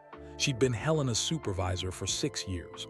She knew about the car accident that took Helena's adoptive parents. She knew Helena had no family left. "What kind of family emergency? I thought you said you were alone." Helena took a breath. She'd prepared for this question. "I found my biological family through a DNA test. I'm going to meet them." Mrs. Ndlovu's eyes widened. "You found them after all these years?" "Yes, ma'am." "Where are they?" "America, Texas." "And they're paying for you to fly there?" "Yes." Mrs. Ndlovu studied Helena's face for a long moment. Then she smiled. "You take your 2 weeks, Helena. Family is important. God knows you've waited long enough." Helena felt tears prick her eyes. Thank you so much. Just promise me you'll come back. We need good nurses like you." "I promise. South Africa is my home." March 25, 2024, 3:00 p.m. Helena's apartment. Lindy sat on Helena's bed, watching her friend try to pack a suitcase. "You're bringing too many clothes," Lindy said. "How do you know? I've never been to America. I don't know what to wear." "It's Texas in March. It'll be warm. You don't need 3 sweaters." Helena pulled out 2 sweaters but kept one. What if it gets cold? Then your billionaire brother will buy you a new sweater. Lindy grinned. You're going to be staying with Elon Musk. I still can't believe this is real. Neither can I. Helena folded a pair of jeans carefully. Lynn, what if they don't like me? What if I'm too ordinary for them? Stop that. You're not ordinary, you're extraordinary. And if they can't see that, they're idiots. Helena sat down on the bed next to her friend. I'm scared. Of what? Of everything. Of flying on a private jet. Of meeting these people who are technically my family but are complete strangers. Of discovering things about my past that I don't want to know. She paused. What if my birth mother didn't want me? What if she hated me? Lindy took Helena's hand. Then you deal with it, but you'll finally know the truth. Isn't that what you've always wanted? Yes, but wanting something and being ready for it are different things. You're ready, you've been ready your whole life. March 26, 2024, 6:30 a.m. OR Tambo International Airport, Johannesburg. Helena had driven to Johannesburg the night before and stayed in a cheap hotel near the airport. She couldn't sleep. At 4:00 a.m. she gave up trying and got ready. Now she stood in the private aviation terminal, clutching her passport and boarding pass. She'd never been in this part of the airport before. Everything looked expensive and exclusive. A woman in a crisp uniform approached her. Ms. Kovac. Yes, that's me. Welcome, I'm Sarah, and I'll be your flight attendant today. Mr. Musk has sent his plane for you, if you'll follow me. Helena followed Sarah through security and out onto the tarmac. There it was, a sleek white private jet with the SpaceX logo on the tail. Helena stopped walking. That's for me. Yes, ma'am, shall we board? The interior of the plane was like something from a movie. Cream leather seats, polished wood tables, soft lighting. There were only 8 seats in a space that could have held 40 on a commercial flight. Can I get you anything before takeoff? Sarah asked. Coffee, tea, breakfast. Just water, please, thank you. Helena sat down in one of the impossibly comfortable seats and looked out the window. The sun was rising over Johannesburg, painting the sky in shades of orange and pink. Her phone buzzed. A text from Elon. Sarah will take good care of you. Flight is about 16 hours with 1 refueling stop in Dakar, Senegal. Try to sleep. I'll be waiting when you land. Elon. Helena typed back. Thank you for this. I still can't believe it's real. See you soon. Helena. The engine started. Helena gripped the armrests as the plane taxied to the runway. She'd never been on a plane before, never left South Africa. And now she was flying across the ocean to meet a family she'd never known existed. The plane lifted off the ground and Helena watched Johannesburg shrink beneath her. She was leaving behind everything familiar, everything safe, and flying toward the unknown. March 26, 2024, 10:00 a.m. mid-flight over West Africa. Helena couldn't sleep despite Sarah's assurances that the bed in the back cabin was very comfortable. Instead, she sat with her laptop researching. She read everything she could find about Elon Musk, the companies he'd built, the controversies he'd been involved in, his marriages and divorces, his children. She found articles about Elon Musk too, the scandal with his stepdaughter, interviews where he seemed proud of his famous son but also critical. One quote stood out. Elon has always been difficult, brilliant but difficult. He gets that from me. Helena closed that article. She wasn't ready to think about Errol yet. She searched for information about May Musk too, a successful model and dietitian now in her 70s, a woman who'd raised 3 children mostly alone after divorcing Errol, a woman who, according to Elon, had kept Helena's existence a secret for 45 years. Helena understood why. She didn't blame May, but it still hurt. She pulled out her notebook and added to her list of questions. Will I meet May? Do Kimball and Tosca really want to know me, or are they just being polite? What will Elon's children think of me? Will they think I'm after money? That last question made her stomach twist. She didn't want anything from Elon except the truth. She had a job, a life, her own identity. She wasn't looking for a handout. But would they believe that? March 27, 2024, 2:45 p.m. approaching Austin, Texas. Helena woke from a fitful nap as the plane began its descent. Sarah brought her a cold towel and a glass of orange juice. We'll be landing in 15 minutes, Ms. Kovac. Mr. Musk is already at the airport waiting for you." Helena's heart raced. This was it. In 15 minutes, she would meet her brother face to face. She went to the small bathroom and looked at herself in the mirror. She looked tired, nervous. Her hair was messy from sleeping. She washed her face, brushed her hair, and changed into fresh clothes, the blue blouse from the video call and simple black pants. "You can do this," she told her reflection. "You've waited 34 years. You can handle 15 more minutes." The plane touched down smoothly. Helena pressed her face to the window, watching Texas appear beneath her. Everything looked so big, so flat, so different from home. The plane taxied to a private terminal and came to a stop. Sarah opened the door and warm Texas air rushed in. "Ready?" Sarah asked with a kind smile. "No," Helena admitted, "but I'm going anyway." She stood on shaky legs and walked to the door. At the bottom of the stairs, standing next to a black Tesla, was Elon Musk. He was taller than she'd expected, thinner. He wore jeans and a black t-shirt, his hands in his pockets, looking just as nervous as she felt. Helena descended the stairs slowly. When she reached the bottom, they stood 3 feet apart, just looking at each other. "Hi," Elon said. "Hi," Helena replied. And then, without planning it, without thinking about it, they moved toward each other and hugged. It was awkward at first, two strangers trying to figure out how siblings were supposed to embrace. But then Helena felt Elon's arms tighten around her and she hugged him back just as fiercely. "Welcome to Texas, sis," Elon said, his voice thick with emotion. Helena laughed through tears. "I never thought I'd hear anyone call me that." When they pulled apart, both were crying. "Sorry," Elon said, wiping his eyes. "I told myself I'd be cool about this." "Me too," Helena laughed. "We're not very good at being cool, are we?" "No, but that's okay. Come on, let's get you home." Home? The word felt strange and wonderful at the same time. Elon loaded her small suitcase into the Tesla himself, refusing to let anyone else do it. Helena slid into the passenger seat and Elon got behind the wheel. "Fair warning," Elon said as they pulled away from the airport. "My house is kind of chaotic. I have kids running around, projects everywhere. Sometimes there are engineers working in my garage. It's not exactly peaceful." "That sounds perfect," Helena said. "I've had enough peace and quiet for one lifetime." The drive took 40 minutes. Elon pointed out landmarks, talked about Austin, asked Helena about her flight. The conversation was easy, natural, like they'd known each other for years instead of days. Finally, they pulled up to a gate. It opened and they drove up a long driveway to a large but surprisingly modest house. "This is it," Elon said. "Home." As they parked, the front door opened and 3 boys came running out, triplets, maybe 12 years old. "Dad, Dad, is that her?" one of them shouted. "Guys, give us a second," Elon called back, but the boys were already at the car. Helena stepped out and they surrounded her, talking all at once. "Are you really our aunt? Do you know how to speak African? Did you ride an elephant to the airport?" "Boys," Elon said, but he was laughing. "This is Kai, Saxon, and Damien. They're very excited to meet you. Guys, this is your Aunt Helena." Helena knelt down to their level.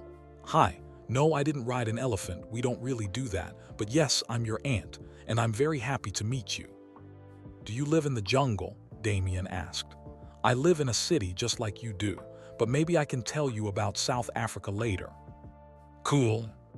A teenage boy appeared in the doorway, tall, quiet, watching carefully. One of the twins, Helena guessed. "That's Griffin," Elon said softly. "He's more reserved." Griffin nodded at Helena. "Hi." "Hi, Griffin. It's nice to meet you." Inside, the house was indeed chaotic. Papers on every surface, a whiteboard covered in equations in the living room, what looked like a rocket engine component in the corner. Helena felt herself relax. This wasn't a pristine showroom. This was a real home, lived in and messy and full of life. "I put you in the guest room upstairs," Elon said, showing her up. "It's quiet, has its own bathroom. You can rest, unpack, whatever you need." The room was simple but comfortable. Large windows looked out over Texas hills. "Thank you, Elon, for all of this. Thank me after you've met the whole family and heard the whole truth." His expression grew serious. "Helena, I need to tell you something. There are some hard conversations coming about our father, about your mother, about medical things that affect both of us." Helena's stomach tightened. "Medical things?" "Later, for now, just rest. We'll talk tonight after dinner. I promise I'll tell you everything." After he left, Helena sat on the bed and looked around the room. She was in Texas, in Elon Musk's house, about to learn the truth about her past. And despite her fear, despite her uncertainty, she felt something she hadn't felt in years: hope. March 27, 2024, 7:30 p.m., Austin, Texas. Dinner was loud and chaotic in the best possible way. The triplets argued about which video game was better. Griffin added quiet comments here and there. Elon's youngest son, X, who everyone called X, babbled happily in his high chair. The table was covered with pizza boxes, salad bowls, and half-empty glasses of juice. Helena sat in the middle of it all, overwhelmed but smiling. This was family. Messy, noisy, imperfect family. "So Aunt Helena," Saxon said with his mouth full, "can you really speak African?" "There's no language called African," Elon corrected gently. "Africa has over 2,000 languages." "I speak English, obviously," Helena said. "And Afrikaans, that's like Dutch, and a little bit of Sesotho and Zulu. South Africa has 11 official languages." "Well," Kai said, "that's so cool." After dinner, Elon gave the boys screen time and asked Griffin to watch X. Then he led Helena to his home office, a room that looked like a cross between a library and an electronics workshop. "Okay," Elon said, closing the door. "Time for the hard stuff." Helena sat down on the couch, her hands folded in her lap. "I'm ready."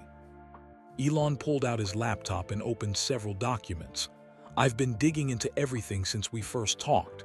I hired a private investigator. I got medical records. I talked to people who knew our father back then." He paused. "Helena, some of this is going to hurt." "Just tell me." "First, the facts. You were born on March 8, 1990 in Pretoria, not 1979. That date on your baby photo was wrong, or maybe it was your mother's way of hiding information. Your birth mother is Tandy Botha. She was 24 when she had you. She worked at Errol's engineering firm from 1988 to 1991. Helena wrote this down. "So I'm 34, born in 1990. That matches my adoption papers." "Yes, Tandy kept you for almost 3 years. She tried to raise you alone, but it was incredibly hard. She was unmarried, had no family support, and our father," Elon's voice hardened. "Our father gave her money initially, but then cut her off, told her she was on her own." Why would he do that?" "Because that's who Errol is. He makes messes and walks away.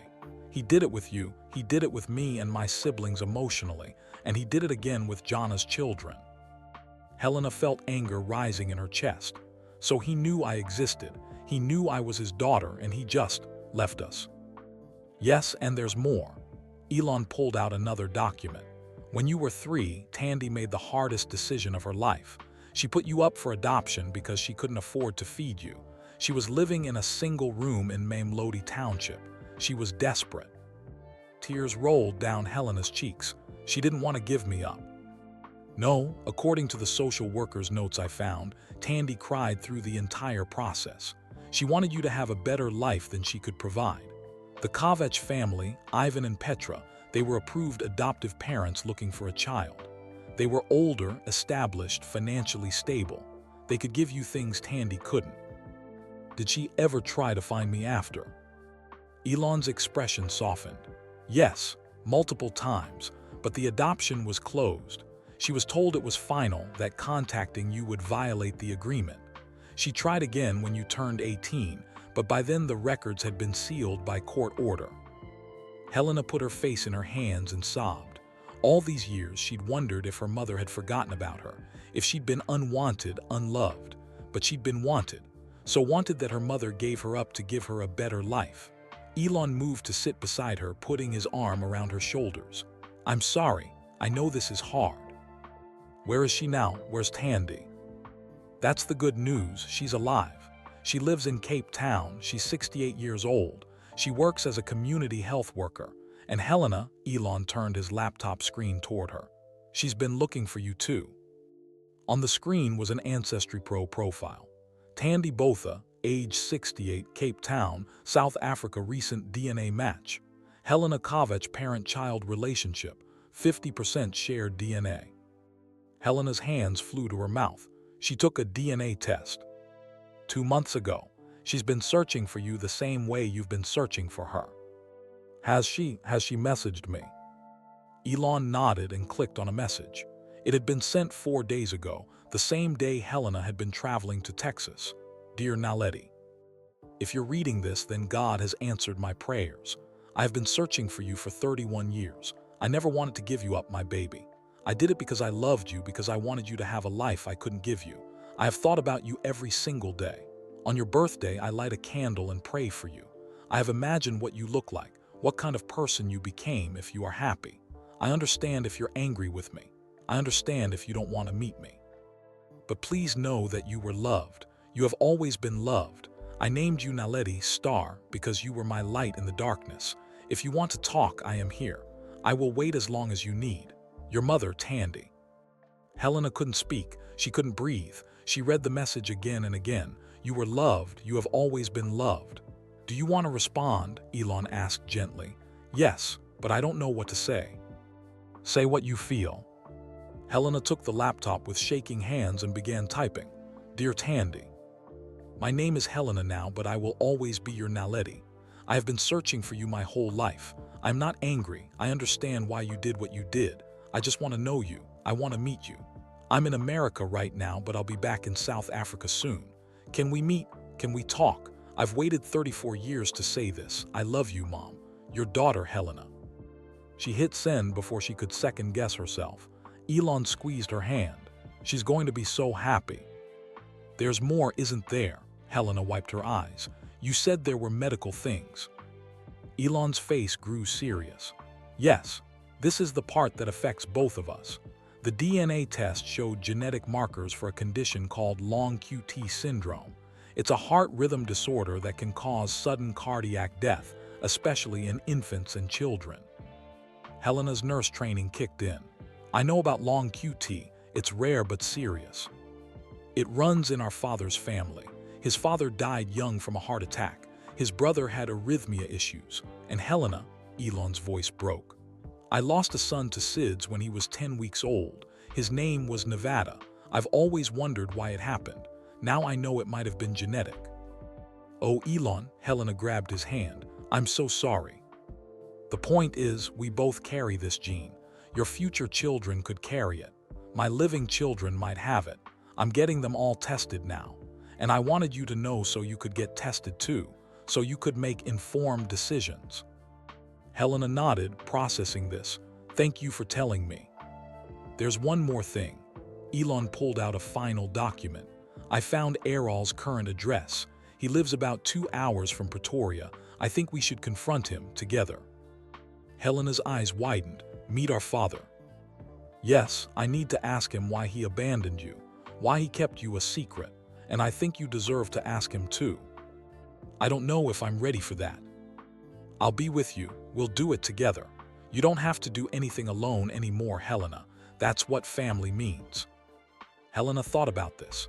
For 34 years, she'd imagined meeting her biological father. Sometimes she pictured him as a hero with a good reason for giving her up. Sometimes as a villain who didn't care. Now she knew the truth. Elon Musk was neither hero nor villain. He was just a man who made terrible choices and never looked back. Okay, she said finally. Let's do it, but not yet. Let me meet Tandy first. Let me have one good family reunion before I deal with Errol. Fair enough. When do you want to go back to South Africa? Soon, maybe in a few days. I want to spend time with you and the kids first, but I need to meet my mother. I'll come with you. We'll fly to Cape Town together. Helena looked at her brother, this man who'd been a stranger 2 weeks ago and was now the most important person in her life. Why are you doing all this? She asked. The private jet, the investigation, coming to South Africa with me. Why? Elon met her eyes. Because you're my sister, because you were erased and that was wrong, because I have more money than I could ever spend and the best thing I can do with it is help the people I love. He paused. And because I'm tired of family being broken. I'm tired of secrets and distance and people walking away. I want to do something different. I want to choose connection instead of abandonment. Helena hugged him tight. Thank you for finding me, for caring, for being a real brother. Thank you for giving me a chance, for not assuming I was like Errol. They sat together for a long time, two siblings who'd found each other across thousands of miles and 34 years of separation. Outside, the Texas sky was dark and full of stars. Naledi, star. Helena thought about her name, about her mother choosing it, about the light she'd carried unknowingly through all those years of darkness. Her phone buzzed. A message from Ancestry Pro. Tandy Botha has responded to your message. Helena's hand shook as she opened it. My Naledi. I am crying as I write this. Happy tears. You are alive, you are well, you found me. Thank you, God. Yes, my baby. Yes, we will meet. Tell me when and where, and I will be there. I will wait as long as I have waited already 31 years, but I pray it will be soon. I have so much to tell you, so much to explain, so much love to give you. Come home to me, Naledi. Come home. Your mother who never stopped loving you, Tandy. Helena showed the message to Elon. We're going to South Africa, he said. Tomorrow if you want. Let's give it 3 days. I want to spend time with your kids. Then we go. Deal. That night, Helena lay in the guest room, unable to sleep from excitement instead of anxiety. In 3 days, she would meet her birth mother. In 3 days, 34 years of questions would finally have answers. In 3 days, she would go home, not to an apartment in Pretoria, but to the arms of the woman who'd named her star. And standing beside her would be her brother, who'd crossed the world to help her find the truth. For the first time in her life, Helena Kovacs felt complete. March 30, 2024, 6:0 a.m. Austin, Texas. Helena woke to the sound of birds singing outside her window. For a moment she forgot where she was. Then it all came rushing back. Texas, Elon, family, Tandy. Today was the day. They were flying to South Africa. She showered and dressed in comfortable clothes for the long flight. When she came downstairs, Elon was already in the kitchen making coffee. Morning, he said. Ready for this? I think so, nervous but ready. The triplets came thundering down the stairs, followed by Griffin.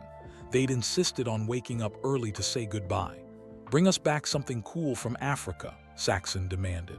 I will, Helena promised, hugging each of them. Little X toddled over and grabbed Helena's leg. She picked him up and kissed his forehead. Be good for your dad, okay? The Tesla was already packed. Elon had arranged for his other children to stay with their mothers while he was gone. Everything was planned. As they drove to the airport, Elon was quieter than usual. You okay? Helena asked. Just thinking about what we're going to learn, about Tandy, about our father, about everything. He glanced at her. Are you prepared for the possibility that the answers might not be what you want to hear? I've imagined every possibility for 34 years. Whatever the truth is, it has to be better than not knowing. March 30, 2024, 2:0 p.m. en route to Cape Town. The SpaceX jet cut through the sky over the Atlantic Ocean. Helena sat by the window watching clouds drift past beneath them. Elon worked on his laptop, but she could tell his mind was elsewhere. Tell me about Nevada, Helena said suddenly. Elon looked up, surprised. Why? Because he matters. Because he was your son, my nephew. Because I want to know about all my family, even the ones who aren't here anymore. Elon closed his laptop and was quiet for a long moment. When he spoke, his voice was soft. He was perfect. 10 fingers, 10 toes, Justine's eyes. We named him Nevada Alexander. We brought him home from the hospital, and for 10 weeks, everything was perfect. He paused. Then one morning, Justine went to check on him, and he wasn't breathing. We rushed him to the hospital, but it was too late. Sudden infant death syndrome, they said. No explanation, no reason, just gone. Helena reached across and took his hand. It nearly destroyed us. Justine and I, our marriage, everything. We tried to have more children right away, thinking it would fix the pain. It didn't. But we got our 5 sons, and I love them more than anything. And now you know it might have been genetic. Long QT syndrome. Yes, which is why I'm having all my kids tested. Why I wanted you tested too. Elon squeezed her hand. I can't bring Nevada back, but maybe I can protect the children who are still here. You're a good father, Elon, even if you don't always believe it. I'm trying to be better, learning from my mistakes, being present instead of absent like Errol was. They flew in comfortable silence for a while. Then Helena asked the question that had been nagging at her. What do we do after we meet Tandy? Do we really confront Errol? That's up to you. I'll support whatever you decide. Part of me wants to scream at him, ask him how he could throw away his own child. But another part of me thinks, what's the point? He's an old man, he won't change. No, he won't. But maybe you need to look him in the eye and tell him he was wrong, not for his sake, for yours. Helena considered this. Maybe, let's see how I feel after meeting my mother. March 31, 2024, 10:00 a.m. Cape Town, South Africa. They landed at Cape Town International Airport in the morning. The familiar African sun greeted Helena like an old friend. "We're home," she whispered. Elon had rented a car, a simple sedan, nothing flashy. They drove through Cape Town toward the address Tandy had provided, a small house in Khayelitsha Township. Helena's hands trembled as they got closer. "Pull over," she said suddenly. Elon pulled to the side of the road. "What's wrong?" "I can't breathe. What if she's disappointed in me? What if I'm not what she hoped I'd be?" "Helena, listen to me. You are a pediatric nurse who helps sick children every day. You survived losing your adoptive parents. You've searched for the truth your entire life. You are extraordinary, and any mother would be proud to call you their daughter." Helena took several deep breaths. "Okay, I'm ready, let's go." They pulled up to a small, well-kept house with a bright blue door. Before they could even get out of the car, the door opened. A woman stepped out. She was in her late 60s with gray hair pulled back in a bun, wearing a simple dress. Her face was lined with age and worry, but her eyes were bright with tears. "Naledi," she whispered. Helena got out of the car on shaking legs. For 34 years, she'd imagined this moment. Mother and daughter stood 10 feet apart, staring at each other. Then Tandy opened her arms and Helena ran to her. They collided in an embrace that felt like coming home after a lifetime of being lost. Both were sobbing, holding each other so tightly it was hard to breathe. "My baby," Tandy kept saying. My baby, my star." "Mama," Helena cried. I finally found you." They stood like that for 5 minutes, just holding each other, years of separation and longing pouring out in tears. Finally, Tandy pulled back to look at Helena's face. She touched her daughter's cheeks, her hair, her hands, as if making sure she was real. "You are so beautiful, so grown. I missed everything. Your first words, your first steps, your whole life. I'm here now, that's what matters." Tandy noticed Elon standing by the car, waiting respectfully. "And you brought your brother?" "Yes, Elon, come meet my mother." Elon approached and Tandy studied his face. "I see Errol in you, but you have kind eyes, not like him." "It's an honor to meet you, Mrs. Botha," Elon said. "Call me Tandy. Come inside, both of you. I have tea ready. I have so much to tell you." Inside, the house was simple but immaculate. Photos covered every surface. Family photos, community photos, children Tandy had helped through her health work. They sat in the small living room and Tandy served robust tea with the ceremony it deserved. "Where do I even start?" Tandy said, her hands shaking slightly as she poured. "Start at the beginning," Helena said softly. "Tell me everything." Tandy took a deep breath. "I was 22 when I started working at Errol's engineering firm in 1988. I needed the job desperately. My parents had died, I had no siblings, I was alone in Pretoria. Errol was my boss. He was married, but he was charming, confident. He paid attention to me when no one else did." Helena held her mother's hand, encouraging her to continue. "The affair started in early 1989. I knew it was wrong, but I was lonely and young and stupid. When I got pregnant, I thought maybe he would leave his wife, marry me. I was so naive." Tandy's voice broke. "Instead, he gave me money and told me to take care of it." "He wanted you to have an abortion," Elon said quietly. "Yes, but I couldn't. I'm Christian, and besides, you were already alive inside me, Naledi, already my daughter, so I quit the job and tried to manage alone." "When was I born?" Helena asked. "March 8, 1990 at Califang Hospital, the same hospital where you work now." Tandy smiled through tears. "I named you Naledi because when they put you in my arms, you were the brightest thing in my dark world." "Did Errol ever come to see me?" Tandy's face hardened. "Once, when you were 6 months old. He came to the room I was renting in Mamelodi. He looked at you for maybe 2 minutes. Then he said you were better off without him and left. He gave me some money and told me not to contact him again." Elon's jaw clenched. Helena could see the anger radiating from him. "I tried to raise you alone," Tandy continued. "But it was so hard. I was working 3 jobs and barely making enough for food. You were sick often, chest infections, malnutrition. I was failing you." "You weren't failing," Helena said firmly. "I was, and I knew it.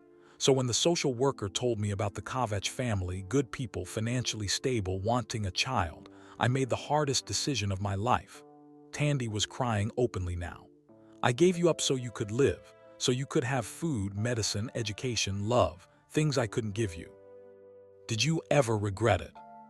"Every single day. But I never regretted wanting the best for you. I just regretted that I couldn't be the one to give it to you." They talked for hours.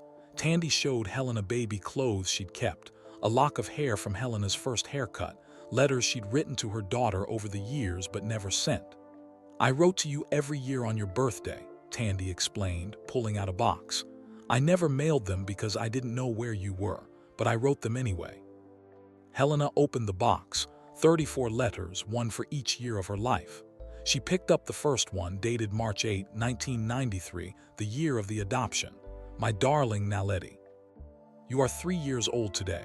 I wonder if you remember me. Probably not. Maybe that's better. I hope your new family is kind. I hope they give you cake and presents. I hope they tell you that you're loved every single day. I will always love you, my star, even if you never know it. Your mother, Tandy." Helena couldn't read any more through her tears. March 31, 2024, 4:00 p.m. As the afternoon sun slanted through the windows, Elon's phone buzzed. He glanced at it and his face went pale. "What is it?" Helena asked. "It's from my medical team in Austin. The genetic test results for my kids just came back." He opened the email and read silently. Helena and Tandy watched his expression change from concern to relief. "They're okay. All of them tested negative for long QT syndrome. Whatever gene I carry, I didn't pass it to them." Helena felt a wave of relief wash over her. "That's wonderful news." "But there's something else." Elon scrolled down. "They ran a more comprehensive genetic panel. They found something in my DNA, a mutation that's extremely rare. It's associated with a condition called Brugada syndrome, another heart rhythm disorder." "Is it dangerous?" Tandy asked. "It can be, but it's manageable with medication and monitoring. The thing is," Elon looked up at Helena, "according to this, the mutation is on my paternal line, which means you might have it too, and Kimball and Tosca, we all need to be tested." Helena's medical training kicked in. Brugada syndrome can cause sudden cardiac death, especially during sleep or fever. If Nevada had this, it would explain everything, Elon finished. They sat in heavy silence, processing this information. "So the DNA test didn't just find me a sister," Elon said slowly. "It potentially saved my children's lives, and maybe yours too, Helena. If you get tested and you have it, you can get treatment." Helena realized the full weight of what had happened. A simple DNA test, taken for fun during a team-building exercise, had unraveled decades of family secrets and potentially prevented future tragedies. "We need to tell Errol," Tandy said quietly. "If this is genetic from his side, his other children need to know too." Elon and Helena exchanged glances. "I think it's time," Helena said. "I think we need to confront him, not just about abandoning me, but about this medical information. His other children, Jana's kids, they deserve to know." "Are you sure?" Elon asked. "Yes, I have my mother now." Helena squeezed Tandy's hand. "I have you, I have my brother, I have answers to my questions. I'm strong enough to face him." Elon nodded. "Then we go tomorrow together." That evening they stayed for dinner at Tandy's house. She cooked traditional food, umquisho, samp and beans with fresh bread. They ate and talked and laughed, 34 years of lost time beginning to be reclaimed. As the sun set over Cape Town, Helena looked at her mother and her brother sitting at the same table and felt a completeness she'd never known. Tomorrow would bring confrontation and difficult truths, but tonight she had family. Real, present, loving family. And that was everything. April 1, 2024, 9:00 a.m. en route to Pretoria. The drive from Cape Town to Pretoria took 14 hours. Elon, Helena, and Tandy left at dawn, the rented SUV packed with water bottles and snacks for the journey. Tandy had insisted on coming. "I need to face him too," she'd said. "I need him to see what his choices cost. Not just you, Naledi, but all of us. They drove through the beautiful South African landscape, mountains giving way to plains, small towns dotting the highway. Helena sat in the back seat watching her mother and brother talk in the front. This was her family. Imperfect, complicated, but real. Her phone buzzed. A message from Lindu. How's it going? Have you met your mom yet? Helena typed back, met her yesterday. She's amazing. Now driving to confront my biological father. Wish me luck. You're the bravest person I know. You've got this. Helena smiled and put her phone away. April 1, 2024, 11:00 p.m. outside Pretoria. They arrived at Elon Musk's house late at night. Elon had called ahead, telling his father they needed to talk about something important. He hadn't mentioned Helena or Tandy. The house was modest, surrounded by a simple fence. Lights were on inside. Last chance to back out, Elon said to Helena. No, I need to do this. Tandy squeezed her daughter's hand. We do this together. They walked to the front door. Elon knocked. Footsteps approached and the door opened. Elon Musk stood in the doorway, 78 years old, gray-haired, still tall but bent slightly with age. His eyes widened when he saw Elon, then narrowed with confusion when he saw the two women. Elon, what's this about? Who are these people? Can we come in, Dad? Errol stepped aside reluctantly. They entered a living room cluttered with engineering magazines, tools, and half-finished projects, so much like Elon's own spaces. Errol's eyes lingered on Tandy. Recognition flickered across his face. Tandy, is that you? Yes, Errol, it's me. I don't understand what's going on. Sit down, Dad, Elon said firmly. Errol sat in his armchair. Elon, Helena, and Tandy remained standing, a united front. Do you know who this is? Elon pointed to Helena. Errol looked at her carefully. His face went pale. Naledi, he whispered. My name is Helena now, she said, her voice steady despite her racing heart. But yes, I'm the daughter you threw away. Errol seemed to age 10 years in that moment. He slumped in his chair. How did you find me? DNA test, Elon said. Turns out when you abandon your children, they sometimes find each other anyway. What do you want? Money. Is this about money? Helena felt anger flash through her. I don't want your money. I want answers. I want you to look me in the eye and tell me why you abandoned me. Why you left my mother to raise me alone in poverty. Why you pretended I didn't exist. Errol was silent for a long moment. When he spoke, his voice was defensive. It was complicated. I had a family already, a wife, 3 children. I couldn't just. You could, Tandy interrupted, her voice sharp. You could have helped. You could have been a father to her even if you couldn't be with me. You could have done so many things, but you chose nothing. I gave you money. You gave me money to make me disappear, to make your problem go away. Tandy's composure cracked. Do you know what it was like, raising a child alone in the townships, watching her get sick because I couldn't afford medicine, finally having to give her up because I was failing her? That was your choice. It was the only choice you left me. Tandy was crying now. I gave up my daughter so she could survive, and you never looked back, never wondered if she was okay, never cared. Errol had no response. Helena stepped forward. You know what the worst part is? I thought there was something wrong with me. For 34 years, I wondered what was so terrible about me that my own father didn't want me. I carried that pain every single day. There was nothing wrong with you, Errol said quietly. I know that now because I found real family, people who actually care. Helena gestured to Elon and Tandy. But you don't get credit for my DNA. You don't get to be proud of who I became. You had nothing to do with that. Elon pulled out a folder. There's one more thing. We discovered something important. There's a genetic heart condition that runs in your family, Brugada syndrome. It's dangerous, potentially fatal, especially in children. Errol's face showed confusion. What are you talking about? Your father died young from a heart attack. Your brother had arrhythmia. I lost a son to SIDS that might have been related to this condition. Elon's voice was hard. Helena and I both carry the genetic marker, which means your other children might too. Jana's kids, they need to be tested. You're saying this is my fault. I'm saying you have a responsibility to tell them. This isn't about blame, it's about saving lives. Errol seemed overwhelmed. He looked at Helena. What do you want from me? Helena had prepared for this question. She'd imagined demanding an apology, forcing him to admit his mistakes, making him feel the pain he'd caused. But looking at him now, this old man who'd lived his entire life running from consequences, she realized something. She didn't need anything from him. Nothing, Helena said quietly. I don't need your apology because it wouldn't be real. I don't need your money because I have my own life. I don't need your acknowledgement because I know who I am. She took a breath. I came here to look you in the eye and see you for what you are. Not a monster, not a villain. Just a man who made selfish choices and never learned from them. And I wanted you to see me, see what you missed out on. See that I survived despite you, not because of you. Errol looked away. I'm sorry, he muttered. No, you're not. You're uncomfortable. That's not the same thing. Helena turned to Elon and Tandy.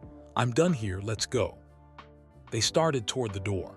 Wait, Errol said. Will you come back, visit? Helena paused. No, I have a family now, a real one. You're not part of it. But I'm your father. No, you're the man who gave me DNA. That's all you'll ever be. April 2, 2024, 8:00 a.m. Johannesburg Airport. They sat in the private terminal waiting for the flight back to Austin. Tandy was coming with them. Elon had invited her to visit for 2 weeks to spend time with Helena and meet the rest of the family. How do you feel? Tandy asked Helena. Lighter, Helena said honestly. I spent my whole life carrying the weight of his rejection. Now I've given it back to him. It's his burden, not mine. Elon checked his phone. Kimball and Tosca both got tested. They're negative for Brugada syndrome. So it's just you and me who have it, Helena. And we'll manage it, Helena said. With medication and monitoring, it's controllable. I'm setting up the Nevada Alexander Musk Foundation officially next month, Elon said. Focused on genetic heart conditions, SIDS prevention and family genetic counseling. Helena, I want you on the board. And Tandy, if you're willing, your experience as a community health worker would be invaluable. Tandy's eyes filled with tears. You want me involved? Your family, of course we want you involved. The flight attendant approached. We're ready for boarding, Mr. Musk. They gathered their bags and walked toward the plane. Helena stopped and looked back at the terminal at South Africa beyond. I'll come back soon, she said. This is home. You can have 2 homes, Elon said. That's allowed. On the plane, as they climbed into the sky, Helena sat between her mother and her brother. She pulled out her phone and opened her pictures from the past few days. Meeting Tandy, dinner in Cape Town, even a selfie of the 3 of them before confronting Errol. She started a new album and titled it, Family Found and Chosen. Elon leaned over. What are you doing? Starting fresh, new memories, better ones. Can I see? Helena showed him the photos. He smiled, then pulled out his own phone. Here, I took this yesterday. It was a photo of Helena and Tandy in Tandy's kitchen cooking together. Both were laughing, covered in flour. The resemblance between them was striking. That's beautiful, Helena said. That's family, Elon corrected. Real family. 3 months later, July 2024. Helena stood in her new apartment in Austin unpacking boxes. She'd accepted a position at Dell Children's Medical Center and relocated permanently to Texas. Tandy had helped her pack up her life in Pretoria. Her phone rang. It was Lindu. How's America treating you? Lindu asked. It's good, different but good. I miss home sometimes. Home will always be here, but you have a new home too. I do, and Lynn, I'm happy. For the first time in my life, I'm completely, genuinely happy. You deserve it, my friend. After they hung up, Helena continued unpacking. She found the wooden box, the one with her baby photo and the letters from Tandy. She placed it on her bookshelf next to a new photo, her, Elon, Tandy, and all of Elon's children taken at a family barbecue last month. The doorbell rang. It was Elon carrying takeout. Thought you might be hungry, he said. Starving, come in. They ate Chinese food sitting on her floor, surrounded by half-unpacked boxes. The foundation officially launches next week, Elon said. We've already got 3 research grants approved. This could actually save lives. Nevada would be proud, Helena said softly. Yeah, I think he would be. Helena's phone buzzed. A text from Tandy, who was back in Cape Town. Thinking of you, my star. Love you always. She showed it to Elon. She texts me every day, making up for lost time. That's what families do. Helena looked at her brother, this man who'd taken a DNA test for fun and ended up changing both their lives completely. "Do you ever think about what would have happened if you hadn't taken that test?" she asked. "All the time. I would have never known you existed. You'd still be searching. Tandy would still be waiting. We'd all still be carrying pieces of a puzzle we didn't know was broken. In Nevada, we still wouldn't know why we lost him. My kids wouldn't have been tested. The genetic condition might have claimed more lives." Elon paused. "That stupid team-building DNA test might have been the most important thing I've ever done. More important than SpaceX. Way more important than SpaceX." They sat in comfortable silence for a moment. "Helena," Elon said quietly, "thank you." "For what?" "For being brave enough to respond to my message, for giving me a chance, for teaching me what family really means." Helena smiled. "Thank you for finding me, for crossing the world to help me find the truth, for being a real brother." "What do we do now?" "We live, we build our family, the messy, complicated, beautiful one we've created. We honor the past but don't let it define us. We choose connection instead of abandonment." "I like that plan." "Good, because we're Musks. Messy is our specialty." They laughed together, two siblings who'd been strangers weeks ago but now couldn't imagine life without each other. Outside, the Texas sun was setting, painting the sky in shades of orange and pink. Naledi, star. Helena had spent 34 years in darkness searching for light. Now surrounded by family, found and chosen, biological and adopted, complicated and perfect, she finally understood. She hadn't been searching for other people to light her way. She'd been the star all along. And now finally she was shining. Epilogue. 1 year later, April 2025. The Nevada Alexander Musk Foundation held its first annual gala in Austin. Over 500 people attended, including families affected by SIDS, genetic researchers, and medical professionals. Helena stood at the podium, wearing a blue dress, her hair styled elegantly. Elon sat in the front row next to Tandy. Kimball and Tosca had flown in from their respective cities. Even Elon's children were there, dressed up and excited. "My name is Helena Kovach Musk," she began. "1 year ago, I didn't know this family existed.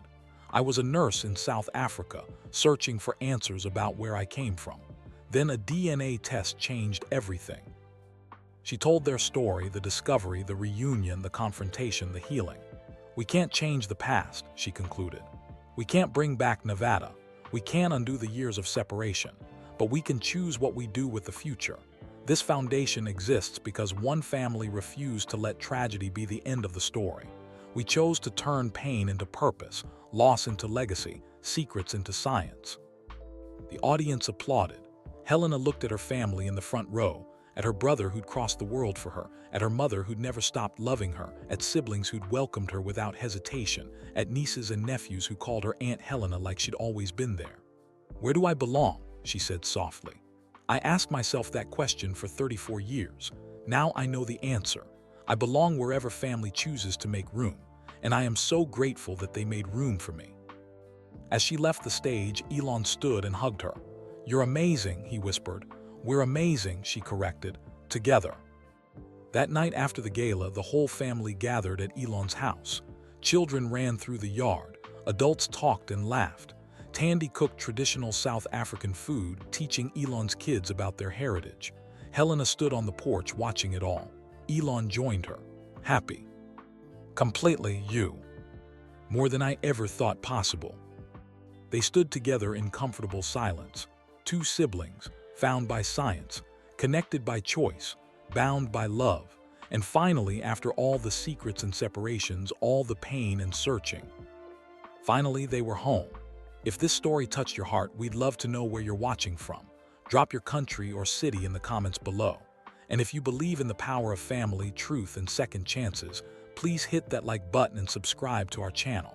Together, we can spread more stories of kindness, hope, and healing to people who need them. Your next incredible story is already waiting for you. Just click on the video appearing on your screen right now. Trust us, you won't want to miss it. Thank you for being part of our community. See you in the next one.